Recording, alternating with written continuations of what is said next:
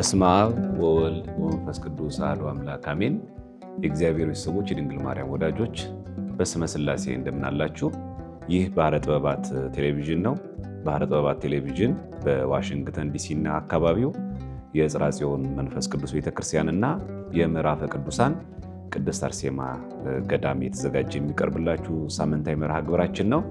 ዛሬ የምንጀምረው የኢትዮጵያ ኦርቶዶክስ ተዋሕዶ ቤተክርስቲያናችን የነገረ ድኅነት ወይ ደግሞ ሴትሮሎጂ ትምህርት ምን ይመስላል የሚለውን ነው።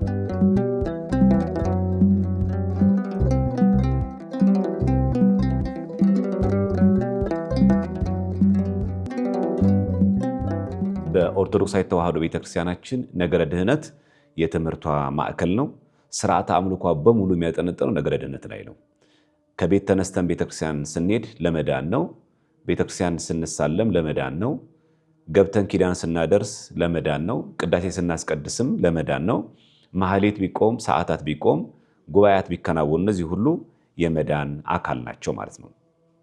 ሰዎች የተሰጣቸውን ጸጋ በማጣታቸው ከእግዚአብሔር ተለይተው ፍጹም የሆነ ጣዖት አምልኮት ውስጥ ወድቀው በነበረበት በዛ ዓመተ ኩነኔ ዓመተ ፍዳ በተባለበት በዛ ዘመን እግዚአብሔር ሰው ሆኖ የተገለጠበት አንዱ ምክንያት እርሱን እንድናቀውና ከዚህ እሱ ካልሆነው እሱ ከማይወደው የእሱ ካልሆነው ወገን ከጣዖት አምልኮ ወገን ተለይተን እርሱ እንድናመልክ እና ከጣዖት አምልኮም ለማራቅ ጣዖት አምልኮም ለማጥፋት ነው አምላካችን ሰው የሆነው። ነገረ ድኅነት ማለት በአጠቃላይ ይህንን ቅዱስ ዮሐንስ አፈወርቅ በሃይማኖተ አበው ምዕራፍ 67 ክፍል 11 ቁጥር 8 ላይ ሰዎች ትተውት ነበርና ይላል። አምላካቸው እግዚአብሔርን ትተውት ነበረ፣ በሰው አምሳልም ጣዖትን ሰርተው አምልከው ነበርና ይላል ቅዱስ ዮሐንስ አፈወርቅ። ከዛም ይላል ፈጣሪያቸውን አሳዝነውት ነበርና አታድርጉ ያላቸውን በማድረግ አትብሉ ያላቸውን በመብላት ሕግ እግዚአብሔርን በመጣስ እግዚአብሔርን አሳዝነውት ነበር ሲል፣ ታዲያ መፍትሄው ምን ነበረ? ለዚህ እግዚአብሔር ላሳዘኑበት፣ ጣዖት ላመለኩበት፣ በሰው አምላክ በሰው አምሳል ጣዖት ሰርተው ላመለኩበት መፍትሄው ምን ሆነ? እግዚአብሔር እኛን ለማዳን ወሰነ። ለዚህም ነው ስለዚህም እግዚአብሔር ቃል በሰው ባህሪ ተገለጠ። አካላዊ ቃል ኢየሱስ ክርስቶስ የሆነ ለዚህ ነው። ለምን? በጣዖት አምልኮ ውስጥ ተዘፍቀን ለነበርን ከእግዚአብሔር ውጭ የሆነ በሙሉ ጣዖት ነው። ከእግዚአብሔር የተለየ ማንኛውም ነገር ጣዖት ነው። በመልካችን ብንመካ፣ በዘራችን ብንመካ፣ በእውቀት ብንመካ፣ በገንዘብ ብንመካ፣ በዝና ቢመካ አንድ ሰው እነዚህ ሁሉ ጣዖታት ናቸው ማለት ነው። የአምላክ ሰው መሆን በእግዚአብሔር ቃል በሰው ባህሪ ተገለጠ፣ ሰው ሆነ የሚለውን ቃል ከገለጠ በኋላም እንደሚለው ጣዖት እልም ድርግም ይል ዘንድ ይላል። ቃሉ የሚገርም ቃል ነው። የቅዱስ ዮሐንስ አፈወርቅ ጣዖት እልም ድርግም ይል ዘንድ መመለክም ለእርሱ ብቻ ይሆን ዘንድ ይላል። እውነት ነው። መመለክ የሚገባው ላትሪያ የሚለው የግሪክ ቋንቋ አምልኮ የሚገባው ለቅድስት ሥላሴ ለእግዚአብሔር ብቻ ነው። ጣዖት እልም ድርግም ይል ዘንድ መመለክም ለእርሱ ብቻ ይሆን ዘንድ ክብር ጌትነትም ከሃሊነት ለዘላለሙ ገንዘቡ የሚሆን እርሱ ነው አሜን ይላል ቅዱስ ዮሐንስ አፈወርቅ በሃይማኖተ አበው መጽሐፉ ላይ። ስለዚህ አምላክ ሰው የሆነበት ምክንያት እኛ እሱን ከማምለክ ስንወጣ ወዳልተገባ አይነት አምልኮ፣ ከሱ ወደሚያርቅ አምልኮ፣ ወዳልፈጠረን ግዑዝ ወደሆነው ዓይን እያለው ወደማይ እጅ እያለው ወደማይዳስስ ወደ ባዕድ አምልኮ ስንሄድ ከዛ ለመመለስ ነው። እንግዲህ ነገረ ድኅነትን ስንማር ዳንን ስንል መጀመሪያ ህመም ነበር ማለት ነው። አንድ ሰው ታመመ ብለን ነው ከዛ ዳነ የምንለው። ታመመ ልባለው መጀመሪያ ጤነኛ መሆን ይጠይቃል። ድነናል ስንል ወድቀን ነበር ማለት ነው። ምን ነበር የወደቅንበት? የኃጢአት አሽክላ። ምን ነበር የነበርንበት? ቁራኝነት። ከቁራኝነት በፊትስ ምን አይነት ሰዎች ነበርን? ስለዚህ ቅድመ ውድቀትኛ ምን ነበር ስንል እግዚአብሔር ሰውን ለመፍጠር አሰበ፣ አስቦ አልቀረም፣ ተናገረ። ሰውን በመልካችን እንደ ምሳሌያችን እንፍጠር አለ። በመናገር ብቻ አላደረገውም፣ ሰውን ከምድር አፈር አበጀው። በሐሳብ በነቢብ በገቢር ጭምር ሰውን አክብሮ ፈጠረውና ቅድመ ውድቀት ኦሪት ዘፍጥረት ምዕራፍ 1 ቁጥር 27 ላይ እግዚአብሔርም ሰውን በመልኩ ፈጠረ፣ በእግዚአብሔር መልክ ፈጠረው፣ ወንድና ሴት አድርጎ ፈጠራቸው ይላል። እግዚአብሔር ሰውን ፈጠረ ብቻ አይደለም የሚለው፣ እግዚአብሔር ሰውን በመልኩ ፈጠረ ነው የሚለው። ምን ያክል የሰው ልጅ ክቡር ፍጥረት እንደሆነ ያሳያል። እግዚአብሔር ሰውን ፈጠረው ሳይሆን እግዚአብሔር ሰውን በመልኩ ፈጠረው ይልና በዚህ ብቻ ያበቃም፣ በእግዚአብሔር መልክ ፈጠረው። ማንን? ወንድና ሴት አድርጎ አዳምና ሔዋንን ፈጠራቸው። ይሄ ኦሪት ዘፍጥረት ምዕራፍ 1 ቁጥር 27 ላይ የምናገኘው ነው። ኦሪት ዘፍጥረት ምዕራፍ 5 ቁጥር 1 ላይ ደግሞ የአዳም የትውልዱ መጽሐፍ ይህ ነው ካለ በኋላ እግዚአብሔር አዳምን በፈጠረ ቀን በእግዚአብሔር ምሳሌ አደረገው ይላል። ስለዚህ ሰው የተፈጠረው በእግዚአብሔር ምሳሌ ነው። ይሄው ኦሪት ዘፍጥረት ምዕራፍ 5 ቁጥር 1 ላይ ይናገራል። ምንድነው የእግዚአብሔር አምሳልና አርአያ? የእግዚአብሔር መልክ በፈጠረው ሲባል ምን ማለት መልክ ምንድነው? ይሄ መልክ የሚለውን እዚህ ኦሪት ዘፍጥረት ምዕራፍ 1 ቁጥር 27 ላይ በዕብራይስጡ በተጻፈው እንመለከተው ጸሊም ይላል ወይ ደግሞ ጸለም ተብሎ ይጠራል። ምን ማለት ነው? መልክ ማለት ባጭሩ ምሳሌ ማለት ነው። እግዚአብሔር ሰውን በመልኩ ፈጠረው ሲል ያንን ነው። ሁለተኛው ደግሞ እግዚአብሔር ሰውን በመልኩ ሲፈጥረው መልክ ብቻ አይልም፣ በምሳሌው ደግሞ ፈጠረው እንላለን። ምሳሌው ምንድነው? የቀደምት አባቶቻችን ይህን በተመለከተ መልክና ምሳሌ የሚለውን የተረጎሙበትን ገጸ ንባቦችን እንመለከታለን። የመጀመሪያ የምናየው ቅዱስ ባስልዮስ ዘቂሳርያ ከትምህርቶች ሁሉ ታላቁ ይላል ትምህርት ራስን ማወቅ ነው ይላል። አንድ ሰው ራሱን ካወቀ እግዚአብሔርን ያውቀዋል ይልና እግዚአብሔርን ካወቀ ደግሞ እግዚአብሔር አምላኩን ይመስለው ይላል። ስለዚህ ሰው ራሱን ካወቀ ትልቁ ትምህርት ራስን ማወቅ ነው። ማንነቱን ካወቀ እግዚአብሔርን ያውቀዋል። እግዚአብሔርን ደግሞ ካወቀ አምላኩ እግዚአብሔርን ይመስላል። ስለዚህ እግዚአብሔር በአምሳሉ ፈጠረው የሚለውን ባስልዮስ ዘቂሳርያ እንዲህ ብሎ ይተረጉማል። ቅዱስ ይስሐቅ ደግሞ ይህንን የበለጠ ሲያብራራው አንተ በልብህ ይላል ንጹሕ ከሆንክ ሰማይ በውስጥህ ነው ይላል። አንድ ሰው ንጹሕ ከሆነ ሰማይ በውስጡ ነው ይላል። በውስጥህም ማን አለ ይላል? መላእክትና የመላእክት ጌታን ትመለከታቸዋለህ። ሰው ንጹሕ ከሆነ ሰማይ ነው የሚመስለው። በሰማይ ደግሞ ምን አሉ? መላእክት አለ፣ መላእክቶች አሉ፣ ቅዱሳን መላእክት። ከእንደኛው ደግሞ የመላእክት ጌታ ቅድስት ሥላሴ ደግሞ አለ። ስለዚህ አንድ ሰው ልቡ ንጹሕ ካደረገ ሰማይ ሆነ ማለት ነው ልቡ። ሰማይ ደግሞ ምን አለ? እግዚአብሔርና መላእክቶቹ አሉ ማለት ነው። ስለዚህም ነው ቅዱስ ይስሐቅ አንተ ንጹሕ ልብ ካለ መላእክት ሰማይ ትሆናለህ፣ ሰማይ በውስጥ ደግሞ ካለ መላእክትና የመላእክት ጌቶች ትመለከታቸዋለህ ብሎ ዘኦርቶዶክስ ቸርች በተባለው መጽሐፍ ላይ ተጽፎ እናገኛለን። ቅዱስ ይስሐቅ በነገራችን ላይ ይህንን ሲናገር ያለ ምክንያት አይደለም ዝም ብሎ የተናገረው። ጌታችን መድኃኒታችን ኢየሱስ ክርስቶስ በወንጌል እንደነገረን የዮሐንስ ወንጌል ምዕራፍ 14 ቁጥር 23 ላይ እንደሚል ገጸ ንባብ እናገኛለን። የሚወደኝ ቢኖር ይላል ቃሌን ይጠብቃል፣ አባቴም ይወደዋል፣ ወደ እርሱም እንመጣለን፣ በእርሱም ዘንድ ማደሪያ እናደርጋለን። የምንወደው ከሆነ ቃሉን ከጠበቅን ምንድን ያለው? አባቴ ይወደዋል አለ። አይ መውደድ ብቻ ነው ለን ደግሞ እንዳንተወው ደግሞ ወደ እርሱ እንመጣለን። እመጣለሁ እኮ እንመጣለን። ማ? አብና ወልድ መንፈስ ቅዱስ። በእርሱም ዘንድ ማደሪያ እናደርጋለን። ስለዚህ አንድ ሰው የእግዚአብሔር ትእዛዝ ከጠበቀ የእግዚአብሔር ማደሪያ ይሆናል፣ የሥላሴ ማደሪያ ይሆናል። የሥላሴ ማደሪያ ካለ ከሆነ ደግሞ ሥላሴ ባለበት እግዚአብሔር ባለበት ፈጣሪ ባለበት ደግሞ ጭፍሮቹ መላእክት አገልጋዮች ጭምር አሉ። ለዚህ ነው ቅዱስ ይስሐቅ አንተ ልብህ ንጹሕ ከሆነ ሰማይ በውስጥህ ነው፣ ሰማይ በውስጥ ከሆነ ደግሞ እግዚአብሔር አለ፣ እግዚአብሔር ካንተ ጋር ከሆነ መላእክቶች የእሱ የሆኑት ጭምር አሉ በማለት የዮሐንስ ወንጌል ምዕራፍ 14ን አብነት አድርጎ ይጠቅሳል። ስለዚህ አካላችን በሰማይ የሚኖረው አባታችን ማደሪያ ከሆነ እኛም ሰማይ ሆንን ማለት ነው። ምክንያቱም አካላችን በሰማይ የሚኖረው አባታችን ማደሪያ ከሆነ የኛ አካል ማለት ነው። በሰማይ የሚኖር አምላካችን በሰማይ የምትኖር አባታችን እንደምንጸልየው የኛ አካል የእግዚአብሔር ማደሪያ ከሆነ እኛ ሰማይ ሆንን ማለት ነው። ስለዚህ እግዚአብሔር አምላክ በእኛ ሰውነት ውስጥ ካለ ደግሞ ቅዱሳን መላእክት መገኘታቸው እርግጥ ነው። ንጉሱ ባለበት ጭፍሮቹ ወታደሮቹ መገኘት ግድ ስለሚል ማለት ነው። ከዚህ ጠንከር ባለ መልኩ ደግሞ የእስክንድርያው ቀለሜንጦስ ሲናገር ወንድምህን አስተውለህ ስትመለከተው ይላል እግዚአብሔርን ትመለከተዋል ይላል። ምክንያቱም እግዚአብሔር አምሳል ነው የተፈጠረው። ቅዱስ ኤፍሬም ሶርያዊ ደግሞ ከዚህ ከፍ አድርጎት በሰው ላይ በአመፃ የምትነሳሳ ከሆነ ይላል በእግዚአብሔር ላይ እንደተነሳሳ ቁጥር። ስለዚህ ሰው ላይ በአመፃ የሚነሳሳው በእግዚአብሔር አርአያ በተፈጠረው ሰው ላይ የሚነሳሳው በእግዚአብሔር ላይ እንደተነሳ ነው የሚቆጠረው። ስለዚህ ምን ያክል ሰው እንዴት ከብሮ እንደተፈጠረ እንረዳለን። ለባልንጀራ አክብሮትን የቸርከው ከሆነ እነሆ እግዚአብሔርን አከበርከው ይላል። ስለዚህ ባልንጀራ ማክበር እግዚአብሔርን ማክበር ያ ማለት ምን ያክል ሰው ክብር ሆኖ ተፈጥሮ ነው እንደዚህ የተከበረው። ባልንጀራ ማክበር እግዚአብሔርን ማክበር እንዴት ሆኖ ተቆጠረ። ይሄ ማለት ሰዎች ምን ያክል ክብር እንደተፈጠርን ያሳያል።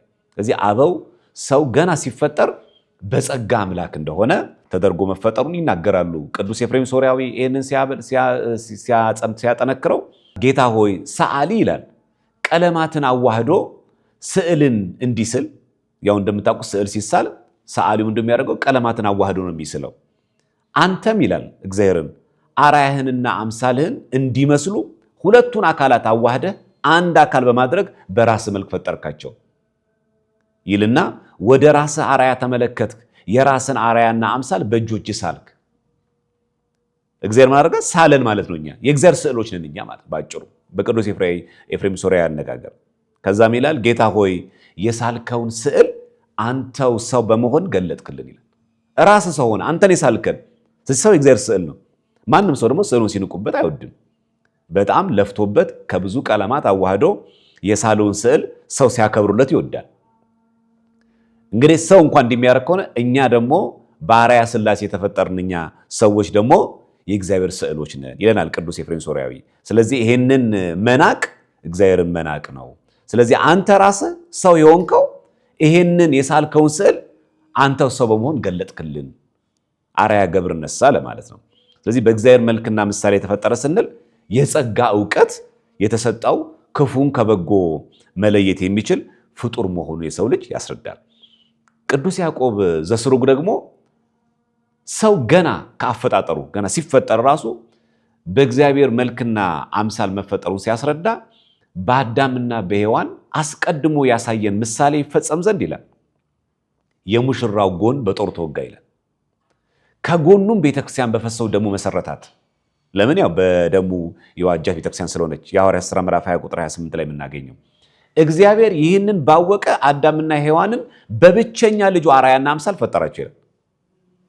ምን ያክል ሰው በእግዚአብሔር አርአያ እንደተፈጠረ እንግዲህ ቀደምት አባቶቻችን በምን አይነት መንገድ እንደተራቀቁበት እንመለከታለን። ስለዚህ ወደ ድምዳሜው ስንመጣ ሰው ማለት በጸጋ አምላክ ሆኖ የተፈጠረ ፍጥረት መሆኑን በእነዚህ ቅዱሳን አባቶቻችን አስተምሮ እንረዳለን። ስለዚህ በእግዚአብሔር አምሳል ፈጠረው ማለት ያ ነው። እሺ መልክ ስንል ምን ማለታችን ነው? መልክ ወይም ደግሞ አርአያ ማለት ምን ማለት ነው? መልክ ወይም አርአያ ማለት ሰው እግዚአብሔር አምላኩን ይመስል ዘንድ በተፈጥሮ የተሰጡት ባህሪያት ናቸው። መልክ ማለት ያ ነው። በእግዚአብሔር መልክ ተፈጠረ ሰው ስንል ሰው እግዚአብሔር አምላኩን ይመስል ዘንድ ይሆን ዘንድ አይደለም። አምላኩን ይመስል ዘንድ አምላክ ዘበጸጋ ይሆን ዘንድ በተፈጥሮ የተሰጡት ባህሪያት ናቸው። በነገራችን ላይ አምላክ ሰው ሲሆን ወልደ እግዚአብሔር ኢየሱስ ክርስቶስ በስጋ ማርያም ሲገለጥ የድህነታችን አንዱ አካል የሆነው እኛን አምላክ ዘበጸጋ አማልክ ዘበጸጋ ማድረጉ ነው። ምንድን ነው ያለው? ከእንግዲህ ባሮች አላችሁ ማለት የሚለው ከእንግዲህ አማልክት ናችሁ አልኩ እኮ ነው ያለው። እኛ የጸጋ አማልክት እንድንሆን ነው። ስለዚህ ያ ያጣነውን የጸጋ አምላክነት ክርስቶስ አምላካችን ሰው ሲሆን በነገረ ድነት ትምህርታችን በዚህ ዓለም ተመልሶ ሲያስተምር ባዳነን ማዳኑ ይሄንን አማልክ ዘበጸጋ የጸጋ አማልክት ጸጋን አደለን ማለት ነው። ስለዚህ መልክ ስንል እግዚአብሔር አምላክን ይመስል ማን ነው? ሰው እግዚአብሔር አምላኩን ይመስል ዘንድ በተፈጥሮ የተሰጡት ባህሪያት ናቸው። እነዚህ ባህሪያት ከሰው ፈጽሞ አይወሰዱም፣ የሚወሰዱ አይደሉም። ብዙ ቅዱሳን አባቶቻችን ይህንን አርአያ ብሎ ሲተረጉሙት ለምሳሌ ቅዱስ ዮሐንስ አፈወርቅ ኦሪት ዘፍጥረትን በተረጎመበት ድርሳኑ መልክ ወይም አርአያ ማለት ለሰው በተፈጥሮ ፍጥረታትን የሚገዛበት ባህሪው የተሰጠው ስያሜ ነው። እኛ ፍጥረትን እንድንገዛ ነው ግዙ ንዱ አለ የተባለው። ስለዚህ ግዙ ንዱ ማለት የእግዚአብሔር መልክ ማለት ያ ነው። እግዚአብሔር በባህሪው ገዢ ነው፣ ፍጥረታትን ሁሉ ይገዛል፣ ፈጥሮ ይገዛ ነው። እኛ ደግሞ እግዚአብሔር የፈጠረውን ፍጥረት ደግሞ እንገዛለን፣ ግዙ ነው የተባለው። ስለዚህ እንስሳት፣ እጽዋት በሙሉ ይገዙልናል ለኛ። አራዊቶች የቤትም የውጭም እንስሳት እንዲገዙልን ተደርጎ ነው የተፈጠርነው። ስለዚህ መልክ ማለት ሰው የእግዚአብሔር አርአያና መልክ አለው ስንል ለሰው በተፈጥሮ ፍጥረታትን የመግዛት ጸጋ ባህሪ የተሰጠው ስያሜው ምን ይባላል? መልክ እንላለን። እርሱ ራሱ ሙሴ ይላል ቅዱስ ዮሐንስ አፈወርቅ፣ እርሱ ራሱ ሙሴ በእግዚአብሔር መልክ ሲል በምድር ያሉትን ሁሉ ሰው የሚገዛቸው መሆኑን የሚያመለክት ነው። በምድር ላይ ከሰው በላይ የሆነ ፍጥረት የለውም ይላል ቅዱስ ዮሐንስ አፈወርቅ። በጣም የከበረ ፍጥረት የሰው ነው። ስለዚህ እግዚአብሔር በባህሪው ገዢ ነው፣ ሰው ደግሞ ባህሪው በጸጋ ደግሞ ገዢ እንዲሆን አደረገው። ስለዚህ ግዙት፣ ምድርን ግዙዋት አለው። ገዢ እኮ እግዚአብሔር ነው፣ ግን በጸጋ እንዲገዛ ሰጠው። ይሄ ምን ይባላል? በእግዚአብሔር መልክ ፈጠረው። እሱ በባህሪው ያለው ለእኛ በጸጋ ሰጠን ማለት ነው። እንግዲህ ይሄ ቅዱስ ዮሐንስ አፈወርቅ ስለ ሰው ተፈጥሮ ሲናገር ሰው ከሚታዩት ፍጥረታት በላይ የሆነ ፍጥረት ሲሆን ለዚህ ፍጥረት ሲባል ሁሉም ፍጥረት ተፈጠሩ ይላል። ሰው ራሱ የተፈጠረው እነዚህ ፍጥረት እንዲገዛ ብቻ ነው ብለን ሳይሆን የምናቆመው ፍጥረት ራሱ የተፈጠሩት በሙሉ ሰው እንዲገዛቸው ነው። ያ ማለት ምን ያክል ከብረን ብንፈጠር ነው። ስለዚህ ነገረ ድነትን ስንማር መጀመሪያ ቅድመ ውድቀት የነበረው የሰው ባህሪ ምን ያክል የከበረ መሆን ያሳያል። ስለዚህ ሰው ከሚታዩት እኛ ከምናያቸው ፍጥረታት በላይ የሆነ ፍጥረት ነው። ለዚህ ፍጥረት ሲባል ሁሉም ፍጥረታት ተፈጠሩ። ለኛ ሲባል ነው። ምድር የተፈጠረችው ለኛ ነው። ሰማይ የተፈጠረው ለኛ ነው። አራዊቶች የተፈጠሩት ለኛ ነው። እጽዋት አዝርዕት የተፈጠሩት ለኛ ናቸው። ግዕዛን ያላቸው አእምሮ ያላቸው ሰዎችና መላእክት ናቸው። ግዕዛን የሌላቸው ማሰብ መናገር የማይችሉ እንስሳትን ጭምር በሙሉ እጽዋትን ጭምር ሁሉ የተፈጠሩት ለሰው ነው። ስለዚህ የተፈጠሩት ፍጥረት በሙሉ ለሰው ነው። ልክ አንድ ቤትን በቤታችን አንድን እንግዳ በቤታችን ስንጋብዘው ማደሪያውን፣ የሚመገበውን፣ ማረፊያውን፣ መታጠቢያውን የሚያስፈልገው ነገር አሟልተን እንግዳ ቤታችን እንደምንጋብዘው እግዚአብሔርም ሰውን ከመፍጠሩ በፊት በስድስተኛው ቀን ላይ የፈጠረው ሰውን እነዛን ቀናቶች በሙሉ ለሰው የሚሆኑ ነገሮችን አዘጋጅቶ በተሰናዳ ዓለም ሰውን እግዚአብሔር አምላክ ፈጠረው። ያ ማለት የተፈጠሩት ፍጥረታት በሙሉ የተዘጋጁ ለማን ነው? ለሰው ነበር የተፈጠሩት። ይሄ ምን ያክል መታደል እንዳለ ያሳያል። ስለዚህ ምን ማለት ነው? ይሄ ማለት ባጭሩ ሰማይ፣ ምድር፣ ፀሐይ፣ ጨረቃ፣ ከዋክብት ተሳቢና ተራማጅ የሚሳቡ በሆዳቸው ወይም ደግሞ የሚራመዱ እንዲሁም በምድር ፍጥረታት በሙሉ ለማን የተፈጠሩት? ለሰው ልጅ። ምን ያክል ቅድመ ውድቀት የነበረን ክብር ታላቅ እንደሆነ እግዚአብሔር አምላክ እንዴት አክብሮ እንደፈጠረ እንረዳለን። እንደውም አንዳንድ ቅዱሳን አባቶቻችን ሰው በእግዚአብሔር መልክ መፈጠሩን መንፈሳዊ ከሆነው ተፈጥሮ ጋር አገናኝቶ ያስተምራሉ። ለምሳሌ ቅዱስ ኤፍሬም ሶርያዊ ምን ይላል? በእግዚአብሔር መልክ የተፈጠረችው ነፍሳችን ናት ብሎ ሲያስተምር በእግዚአብሔር መልክ የተፈጠረችው ነፍሳችን ናት ይልና አንተ መንፈሳዊ ተፈጥሮ አለ፣ ነፍስ የእግዚአብሔር አርአያና አምሳል ናት ይላል። ነፍሳችን ራሱ የእግዚአብሔር አርአያና አምሳል ነው የተፈጠረችው። ሰው በነፍስ ተፈጥሮ ነፃ ፈቃድ አለው፣ ነገሮችን ማገናዘብ ችሎታ፣ እንዲሁም ደግሞ ኃላፊነት የሚሰማ ሆኖ የተፈጠረው። ይሄ ራሱ ነፍሳችን ራሱ የተፈጠረችው በእግዚአብሔር አርአያን ነው። ስለዚህ በጣም ቀላል ፍጥረቶች አልነበርንም። እኛ የከበርን ፍጥረቶች ነን። ከምን እንደወደቀ እንድንረዳ ነው። አንድ ሰው ዳነ ለመባል መጀመሪያ ታመመ ይቀድመዋል። ታመመ ለመባል ደግሞ ጤነኛ። ምክንያቱም የጤነኛ ያልሆነ ሰው ታመመ አይባልማ። ታመመ ስንል ደግሞ ዳነ እንላለን። ስለዚህ ዳነ ለመባል መጀመሪያ ታሞ ነበር ማለት ነው። ታሞ ከነበረ በሽታው ምን ነበር? እሺ ከህመሙ በፊት ምን አይነት ሰው ነበር? ስለዚህ አሁን የምናየው ቅድመ ውድቀት የነበረው ሰው ልጅ ነው። ስለዚህ ምን ይላል ኤፍሬም ሶርያዊ? አንተ መንፈሳዊ ተፈጥሮ አለ አንተ ሰው ሆይ ይላል። ነፍስ የእግዚአብሔር አርአያና አምሳል ናት። ነፍስ ነፃ ፈቃድ አላት። ነፍስ ነገሮች ማገናዘብ ትችላለች። ነፍስ ኃላፊነት ይሰማታል። ለምን? በእግዚአብሔር አርአያ ስለተፈጠረች ነው። ስለዚህ ሰው አምላኩን ይመስላል ስንል በዚህ ነው። በነፍስ በስጋ አምላኩን ይመስላል። ቀላል ነገር አይደለም። ሰው እዚህ የተፈጠረበት ፍጥረት ማለት ነው። ስለዚህ ሰው ሰማያዊት አካል ስላለችው ረቂቁን ዓለም ለመረዳት ችሎታ ሲኖረው፣ ምድራዊ አካል ሳለው ደግሞ ምድራዊ እውቀት ደግሞ አለ። አሁን እንስሳት አይታችሁ ከሆነ እንስሳት ይራባሉ ግን አያስቡም። ሰማይ መንግስት የሚባል ነገር አያስቡም፣ አይጸልዩም፣ አይጾሙም። ምንም ነገር የሚያቀርቡት ነገር የለም። የእግዚአብሔር መንግስት ለመውረስ ምንም የሚጋደሉ ተጋድሎ የላቸው። እግዚአብሔር በልዩ ተአምራት እንዲናገሩ ያደርጋል፣ ልክ የበለዓም አህያ እንዳናገረው። ከዛ ውጭ ግን ግዕዛን የላቸውም። አይምሮ ማሰብ ማገናዘብ አይችሉም። ሰው ግን ማገናዘብ ይችላል። መላእክት ደግሞ እንደ እንስሳት ደግሞ አይራቡም። ጾታ የላቸውም አንድ። ሁለተኛ ደግሞ ልክ ቁጥራቸውን ለመጨመር ደግሞ እንደ ሰው በተዋልዶ በሩካቤ ስጋ አይራቡም። ሰው ግን ሁለቱም አለው። እንደ መላእክት ሰማያዊ ነገር ይረዳል፣ ይጸልያል፣ ይጾማል፣ ይጸልያል። ግዕዛን አለው፣ አይምሮ አለው፣ የፈጠረውን ያውቃል። ስለዚህ ረቂቅ አካል ስላለው ሰማያዊን ነገር ይገነዘባል። በምድር ደግሞ ስለምንኖር ደግሞ ልክ እንደ እንስሳት ደግሞ እንራባለን። ብዙ ተባዙ ምድር ኑሯት ስለተባልን ማለት ነው። አያችሁ፣ እንደ እንስሳት እንድንዋለድ አምሳያችን አይናችን በአይን እንድናይ ፈቀደልን። እንደ መላእክት ደግሞ ጾመን ጸልየን ደግሞ የመላእክት ሕይወት እንድንሆን ደግሞ አደረገን። ሁለቱንም ያዋሃድ ያደረገው ሰውን ማለት ነው። ስለዚህ ሰውን ከሰማይ መላእክትና ከምድራውያን መላእክት ጋር ስናስተያየው ለሁለቱም ዓለማት እንግዳ እንዳልሆነ እንረዳለን። ስለዚህ በሁለቱም ዓለማት አለን ማለት መንግስተ ሰማያትን ስለምንወርስ በገነት ስለምንሄድ እዚህ እንኳን ምድር ላይ ሳለን ነፍስ ከስጋ ስትለይ ነፍሳችን ወደ መንግስተ ሰማያት ወደ ገነት ነው የምትሄደው። ስጋችን ወደ መቃብር እንኳን ቢሆን በዕለተ ምጽአት ደግሞ ሁላችን ከሙታን እነሳለን። በሰማይ ሀገር አለን። ለዚህ ነው ቅዱስ ጳውሎስ ሀገራችን በሰማይ ነው ያለን። በምድር ደግሞ እንመላለሳለን፣ እንበላለን፣ እንጠጣለን፣ እንደ እንስሳት እንተኛለን። ብዙ ተባዙት ብለን ደግሞ በቅዱስ ጋብቻ ደግሞ ሰው ራሱን አምሳያው መውለድ የሚችልበትን ጸጋ እግዚአብሔር አምላክ ሰጠው። ስለዚህ የሰማያውያንም የምድራውያንም እውቀት ገንዘብ ያደረገ ፍጥረት መሆኑን ስናስተውል በእግዚአብሔር አምሳልና አርአያ ተፈጠረ እንላለን ማለት ነው። ስለዚህ እግዚአብሔር አምላክ የሰማዩንም የምድርን ፍጥረት እውቀት ባለቤት ነው። እግዚአብሔር ማለት ነው የሁሉም ባለቤት ነው።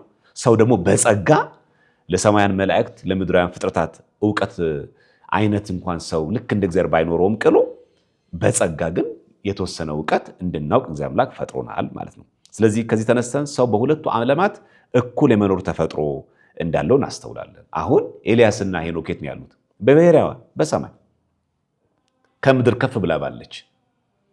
እኛ ደግሞ ምን ያለን? በምድር ቅዱሳን ጻድቃን አሉ፣ የበቁ አባቶች አሉ፣ እግዚአብሔር የሚያውቃቸው ቅዱሳን አሉ ምድር ላይ። ስለዚህ አይታችኋል የኛ ምን ያክል ጸጋችን እንደከበረ። በሰማይ የሚመኖር ጸጋ አለን፣ እንችላለን። በምድር እንስሳት እኮ ማለት አይችሉም። መላእክታውን በምድር እኮ መኖር አይችሉም። ለተልእኮ ካልመጡ በስተቀር ምድር ላይ መኖር አይችሉም። ልክ እንደ ሰው እየኖሩ የበለጡ መኖር አይችሉም። እንስሳት ደግሞ እነ በግ፣ እንደ እንስሳት፣ እንደ አህያ፣ እንደ ፈረስ እነሱ ደግሞ በገነት መኖር አይችሉም። በመንግስት መኖር አይችሉም። ሰው ግን በሰማይ መኖር ይችላል፣ በምድር መኖር ይችላል። እኩል ጸጋ ያለው ቅድመ ውድቀት ሰው እንደዚህ አይነት ጸጋ ያለው ፍጥረት ነበር። ቅዱስ ጎርጎርዮስ ሰው በእግዚአብሔር መልክ ተፈጠረ ስንል በነፍሱም በስጋውም እንደሆነ ሲያስረዳ እንደዚህ ይለናል። ቅዱስ ጎርጎርዮስ ሰው ምድራዊና መንፈሳዊ አካል ያለው ፍጥረት ሆኖ ይላል በመፈጠሩ ከመላእክት በተለየ በእግዚአብሔር አርአያና አምሳል ተፈጠረ ተባለለት ይላል። ምድራዊና መንፈሳዊ አካል አለው። መንፈሳዊ አካላችን ማናት? ነፍሳችን። ምድራዊ አካላችን ማለት ስጋችን ይደክማል፣ ይተኛል፣ ያንቀላፋል፣ ይታመማል፣ ሞት ይስማማዋል። ምድራዊ አካላችን። መንፈሳዊ አካላችንስ ጾምን፣ ጸሎትን፣ ከእግዚአብሔር ጋር አብሮ መኖርን፣ መንፈሳዊነትን፣ ስጋው ደግሞ ተቀብሎ የሰማዩን ነገር ማሰብን ተሰጥቷታል ማለት ነው።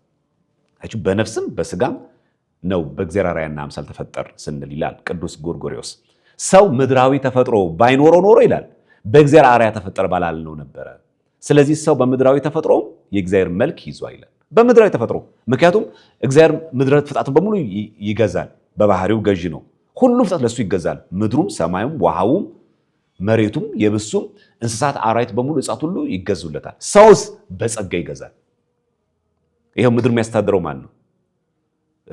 ፓርላማ ገብቶ ሀገር መሪ ሆኖ በተለያየ መንገድ የሚመራው ማን ነው? ሰው ልጅ ነው። ምድርን እያስተዳደረ ያለው ማን ነው? ሰው ነው። ስለዚህ እግዚአብሔር በባህሪው የሚገዛው ሰው በጸጋ ይገዛል ማለት ነው።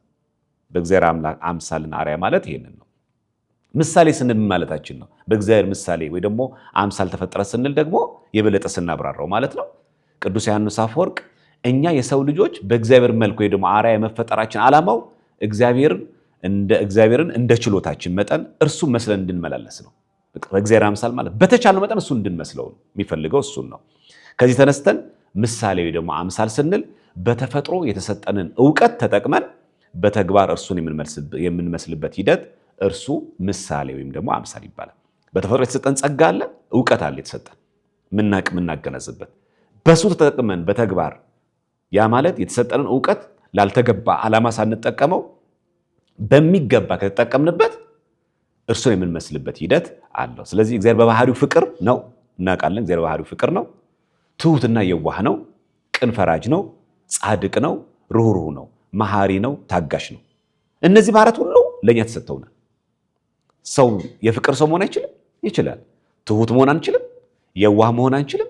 ቅን ፈራጅ መሆን አይቻልም? ጻድቅ መሆን አይቻልም? ርኅሩህ መሆን አይቻልም? የእግዚአብሔር የባህሪው ገንዘቦች ናቸው እነዚህ። በእግዚአብሔር አምሳል ምሳሌ ማለት ይሄ ነው። እግዚአብሔር በባህሪው ቅን ነው። እግዚአብሔር በባህሪው ፍቅር ነው። እግዚአብሔር በባህሪው ትሁት ነው፣ የዋህ ነው፣ ቅን ነው፣ እውነተኛ ፈራጅ ነው፣ ቅን ፈራጅ ነው፣ ጻድቅም ነው፣ ርኅሩህም ነው እግዚአብሔር አምላካችን። እኛ ደግሞ በጸጋ እንድንሆን አደረገን። በእግዚአብሔር ምሳሌ ማለት ይሄ ነው። እሱ በባህሪው የሆነውን እኛ በጸጋ የፍቅር ሰዎች መሆን እንችላለን፣ ትሁት ሰዎች መሆን እንችላለን፣ የዋህ መሆን እንችላለን፣ እውነተኛ ፈራጅ መሆን እንችላለን። በዛ ደግሞ ጻድቅና ርኅሩህ መሆን ይቻላል። መሐሪ ነው እግዚአብሔር፣ እኛም መሐሪ መሆን እንችላለን። እግዚአብሔር ታጋሽ ነው በባህሪው፣ እኛም ታጋሽ መሆን እንኳን እንችላለን። እግዚአብሔር በባህሪው የሚሆነውን እኛም በጸጋ ሰጠን። እነዚህ በእግዚአብሔር ምሳሌ ተፈጠረ ማለት ያ ነው። ስለዚህ እነዚህ ባህሪያት ወደ ተግባር መልሰን ስንፈጽማቸው ማንን እንመስለዋለን? እግዚአብሔርን እንመስለዋለን። ወይ ደግሞ የእግዚአብሔር ምሳሌ ወይም ደግሞ አምሳል በእኛ ተንጸባርቆ ይታያል ማለት ነው።